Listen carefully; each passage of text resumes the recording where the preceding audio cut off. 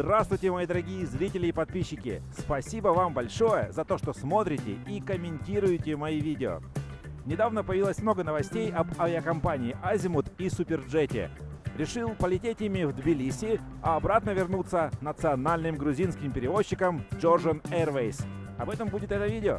Если раньше у меня на канале популярным был Шереметьево, то сейчас Внуково, из которого уже несколько раз вылетал в этом году. Доехал на 911 автобусе. Уже стало холодно.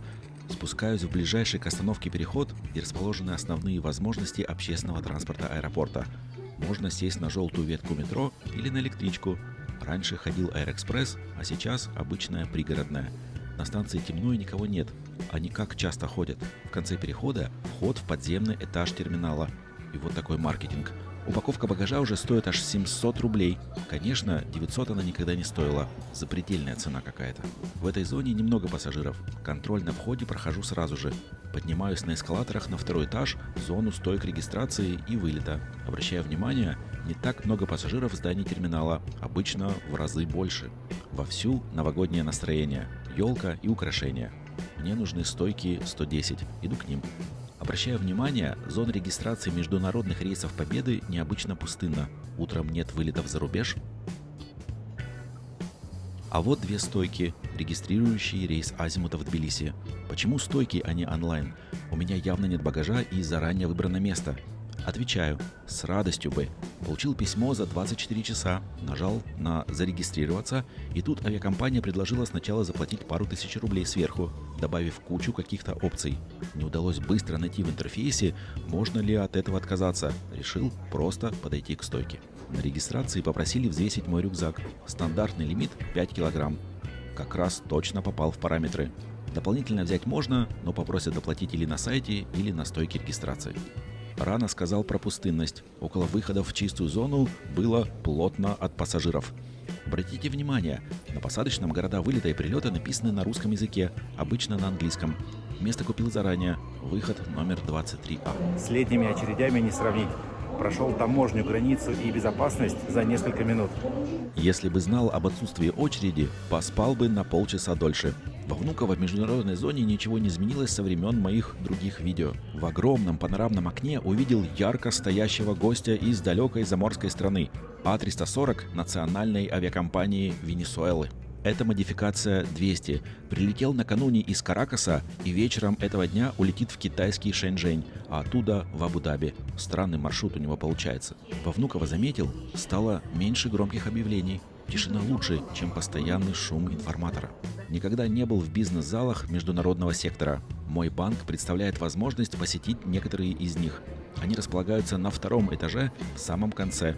Давайте посмотрим предложение. Встречает зал для турецких авиалиний. В него могут попасть только пассажиры их рейсов. И какой-то зал арт. В нем, видно, продают картины. С другой стороны, зал Чайковский. Он и предыдущий арт есть в списке моего банка. В него можно попасть, показав QR-код из приложения. Внутри людей мало, несколько зон для питания и для ожидания. Много розеток, буквально около каждого стола по несколько штук. С едой все не очень. Зеленый горошек, кукуруза, овощи, скромные салаты и выбор самого простого и дешевого горячего на завтрак. За свои деньги точно не пошел бы никогда. Как предложение от банка, можно перекусить. На другой стороне летного поля открытый ангар.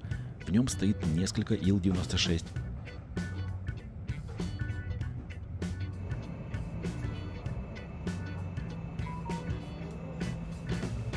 На взлетно-посадочной полосе приземлился только что прилетевший 737 авиакомпании «Алроса» из города Мирный.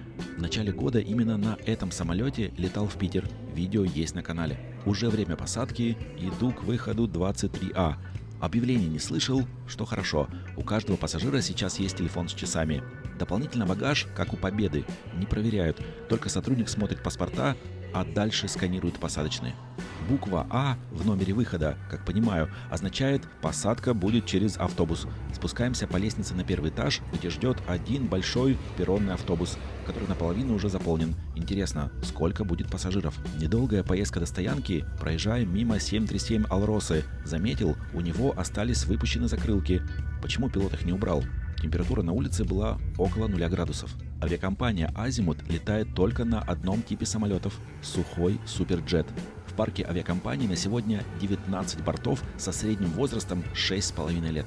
Сегодня в рейс полетит второй по молодости самолет в парке авиакомпании, выпущенный в апреле 2022 года. Заметил, что раньше сайт авиакомпании был с приставкой «Аэро», «Азимут Аэро», а сейчас стал в зоне РУ. Всегда обращаю внимание на то, каким маленьким выглядит двигатель в пропорциях самолета.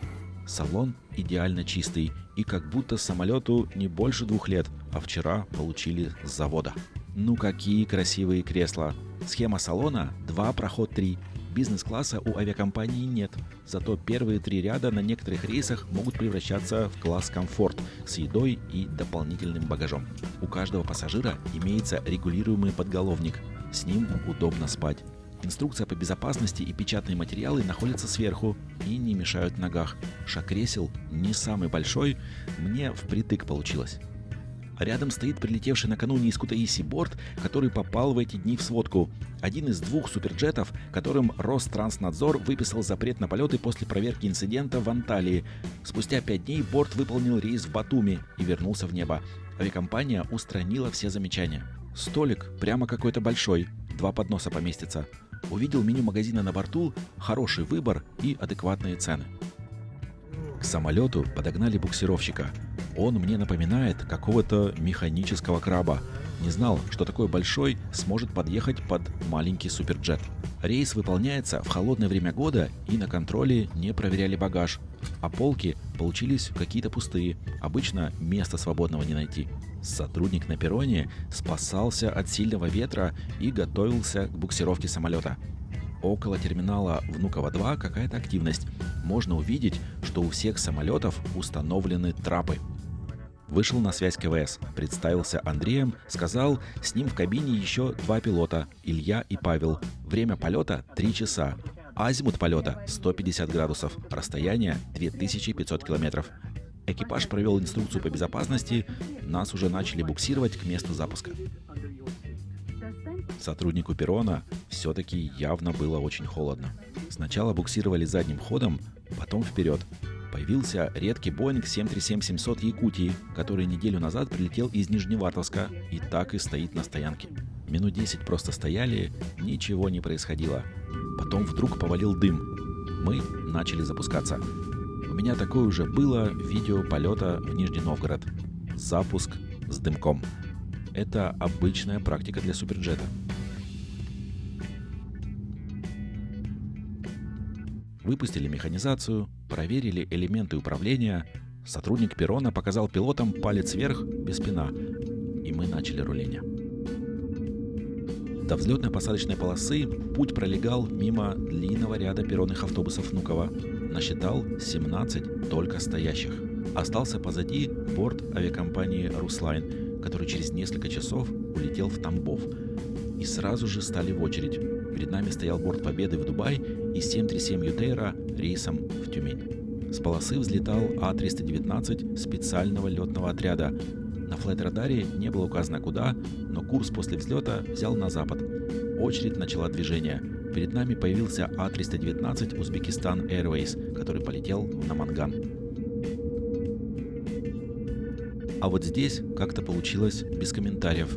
Эвакуатор везет «Газель» через перрон. Больше вопросов, чем ответов. Ничего себе! От терминала Внуково-2 начал руление красавец Ил-96-300. Отлично, что получилось его увидеть. И не очень отлично. Мы теперь можем задержаться из-за закрытия аэропорта. Именно так и произошло. Пилот сообщил, мы задержимся из-за ограничений работы аэропорта Внуково. Скорее всего, в это время происходит вылет правительственной делегации. Конкретно этот борт 96018, по данным из интернета, не возит президента, но часто летает в интересах Министерства иностранных дел. Недавно этот Ил-96 летал беспосадочным рейсом Москва-Вашингтон для ротации дипломатов. Пересекаем взлетно-посадочную полосу, с которой недавно взлетел А-319. Стоит Ту-134, который используется как тренажер для служб спасения. Раньше борт летал в авиакомпаниях «Ямал» и «Космос».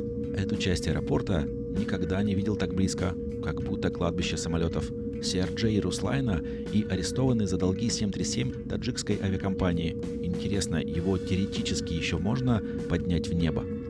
И Еще минут 15 постояли, пропустили самолеты перед нами и те, что заходили на посадку, и начали взлет с полосы 01. Не самая популярная для взлета в моем опыте.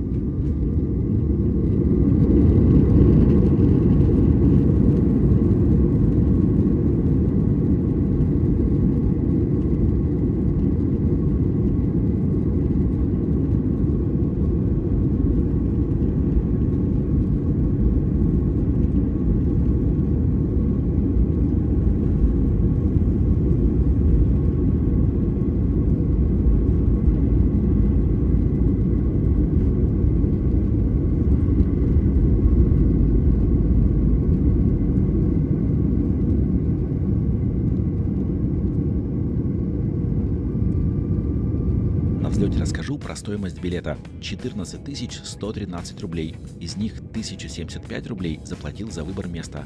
На сайте Азимута гибкий тариф стоил 13 тысяч. В него входил багаж, которого у меня не было. А вот тариф с многозначительным названием «Нормальный» стоил аж 71 тысячу рублей и отличался только возможностью возврата. Выбор мест дорогой. У других авиакомпаний получается выгоднее. Еще на последнем шаге покупки билета мне автоматически добавили целый набор дополнительных услуг на треть его стоимости. В их список даже входил врач онлайн. Потратил много времени, чтобы все отменить. На кромках-крыльях как будто маленькие антенки. Это разрядники статического электричества, и они критически важны для безопасности. Статический заряд на самолете образуется из-за трения о воздух во время полета. Разрядники обеспечивают отведение электричества в атмосферу, защищая электронику от помех и снижая риск повреждений.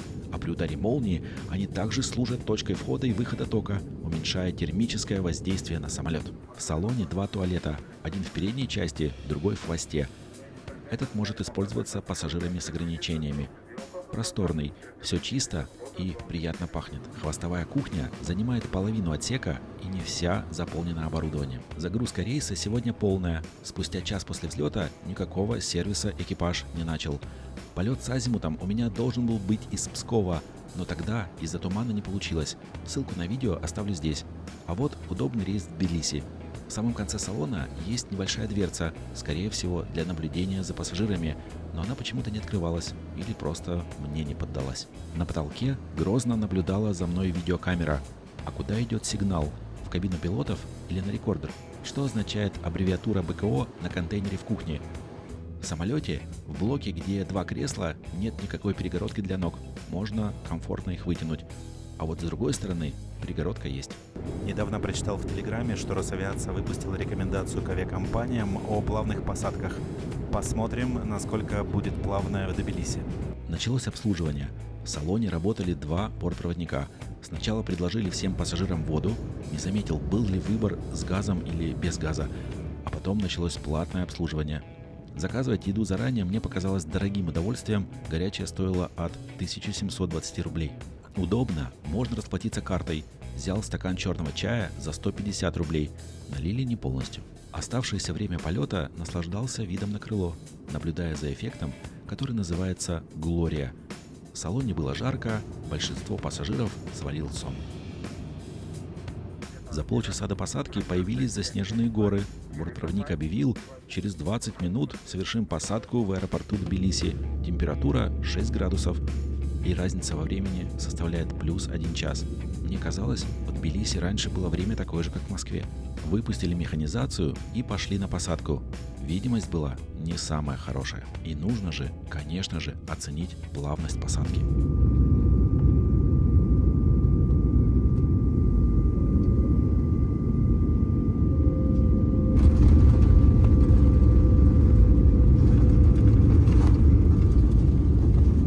По моим ощущениям, посадка была на отлично. В конце полосы видимость стала лучше и открылся вид на районы города.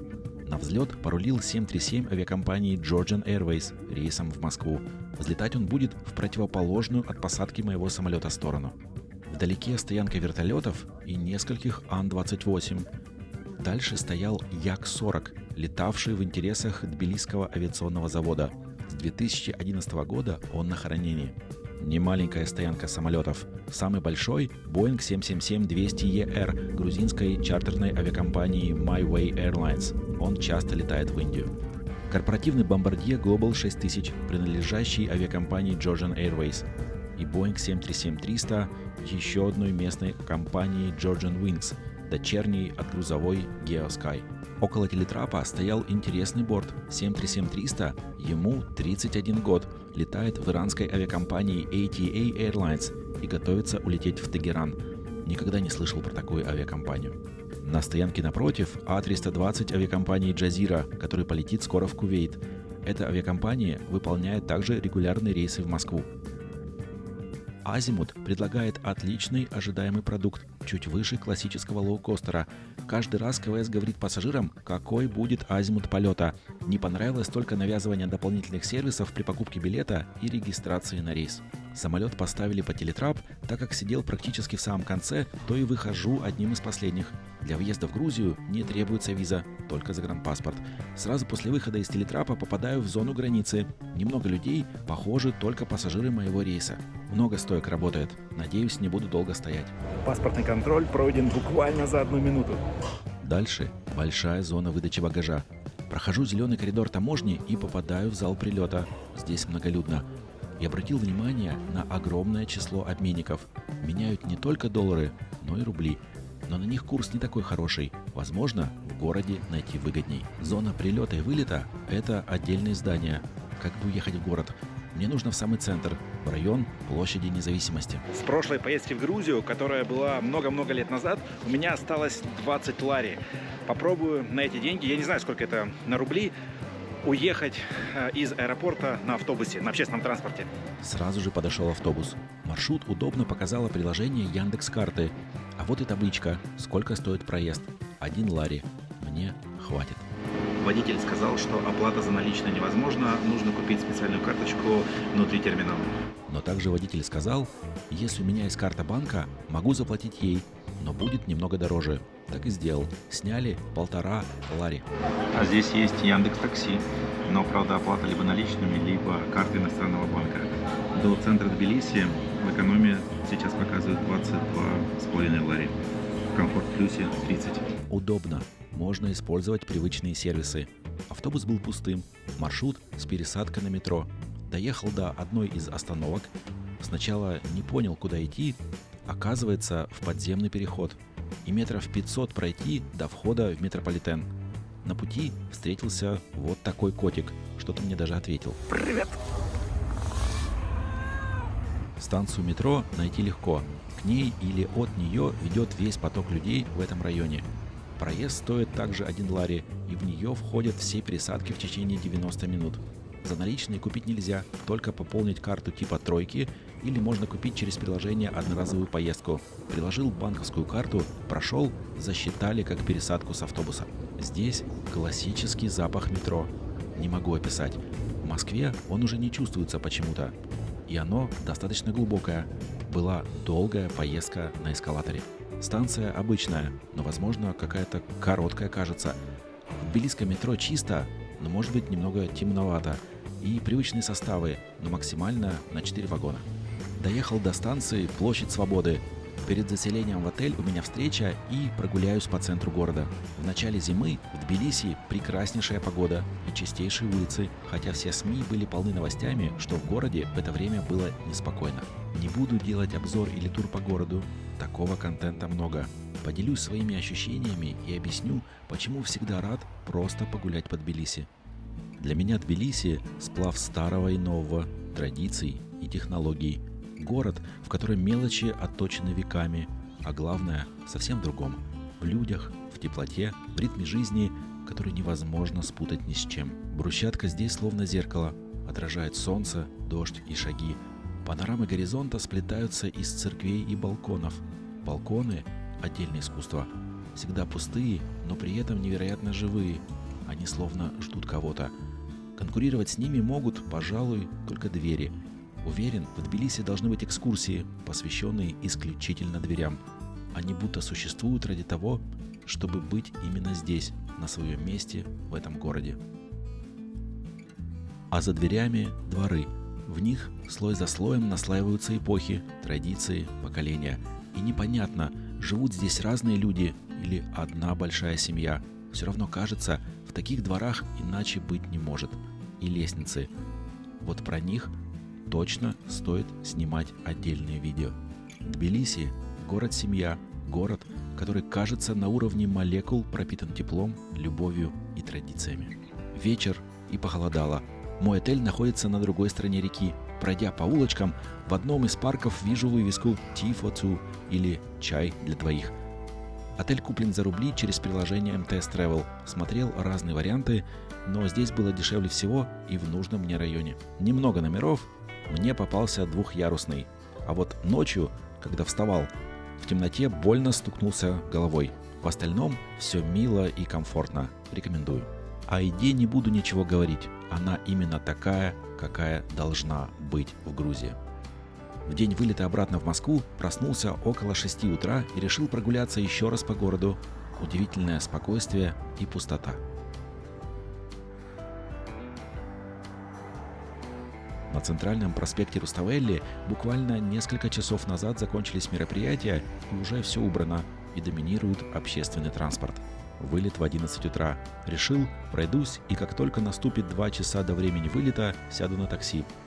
Совершенно в другом районе вызвал такси через приложение Яндекс. Буквально через 5 минут приехал водитель, он говорил на русском и уточнил, не нужно ли дополнительно заехать в магазин. На машине до аэропорта заняло около 20 минут по прекрасному шоссе. В самом начале видео сказал, в аэропорту 2 здания, одно используется для прилета, другое для регистрации вылета. Такси высаживает около второго. Захожу в здание терминала. В Грузии нет контроля на входе, как у нас, поэтому нет лишней очереди. Большая зона регистрации, на каждый рейс свои стойки и отдельные очереди. У меня уже есть электронный посадочный, нужно только спросить, можно ли с ним идти сразу на посадку. На стойках почему-то никто про это не знал.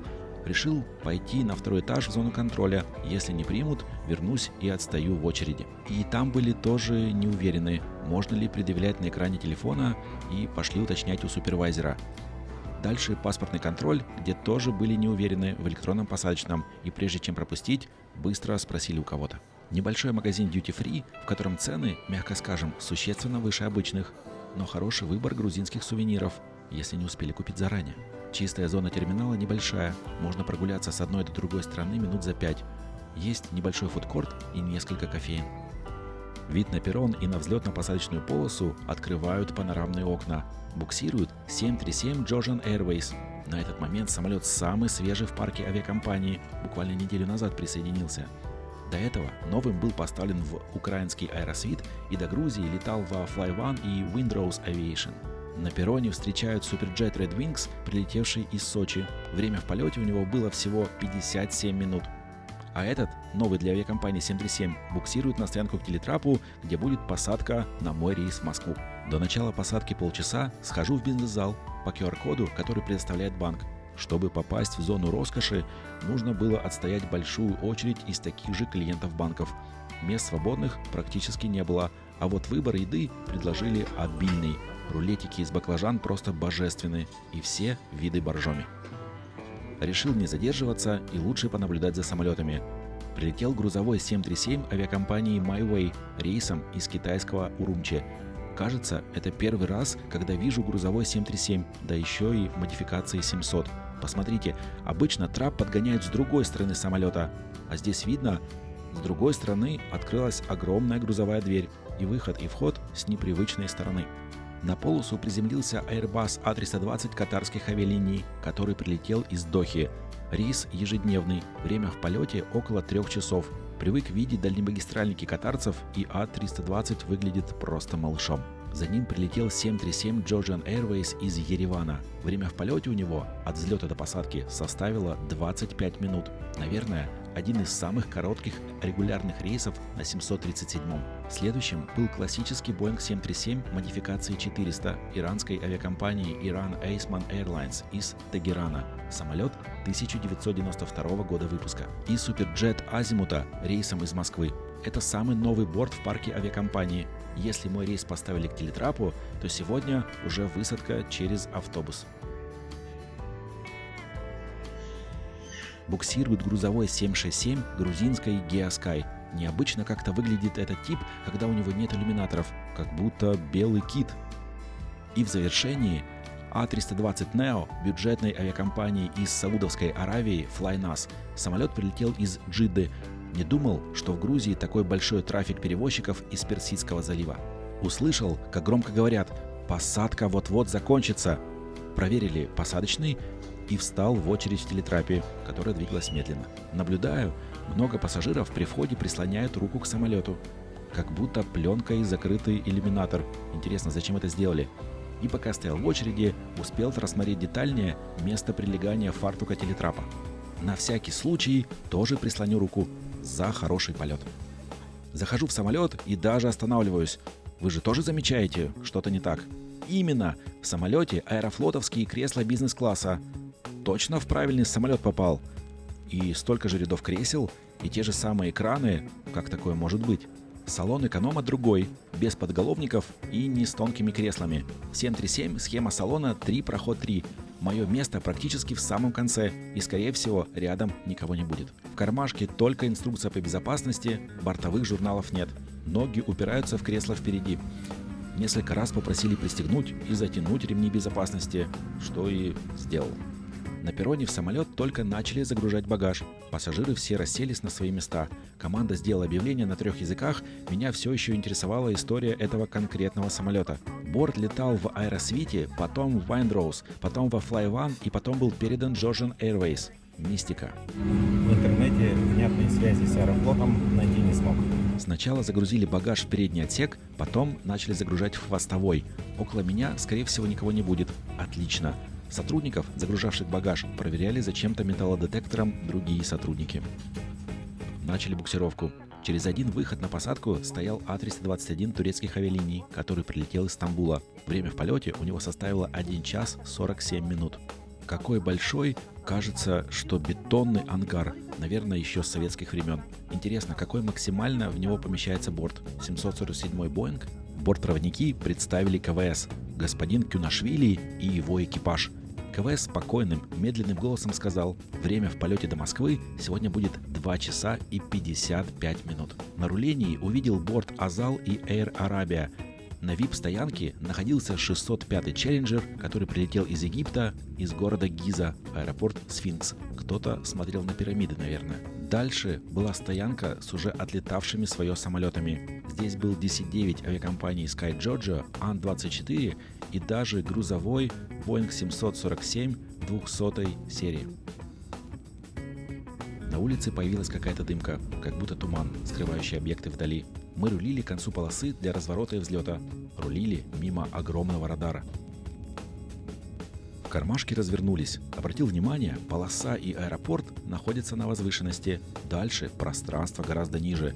Рядом с полосой что-то раскапывали. Если экскаватор не останавливался, то сотрудники застыли и начали смотреть за взлетом самолета.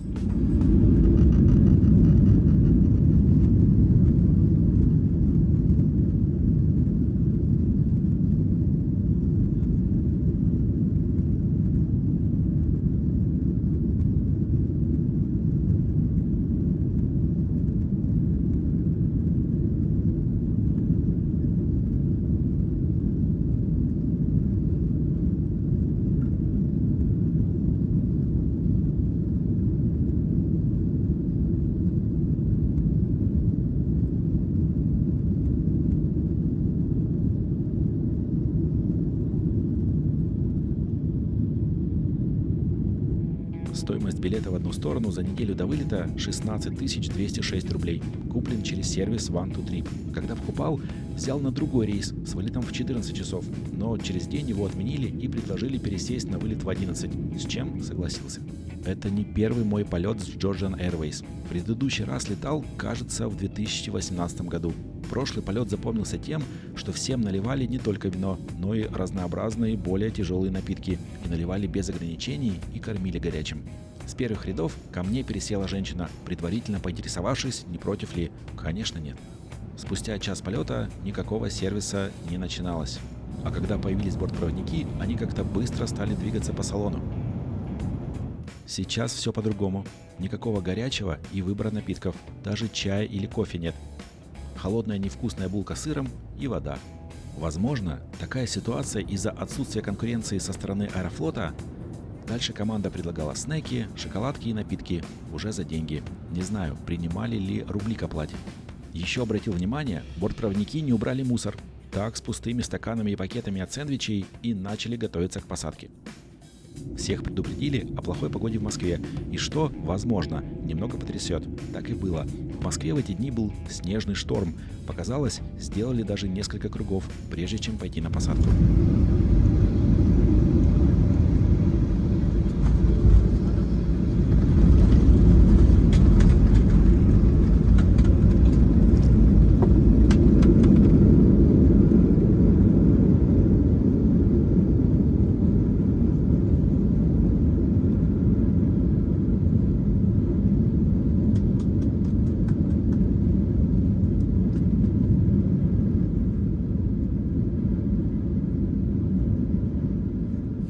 Реверс тяги после посадки поднял воду и снег на полосе и забрызгал иллюминатор.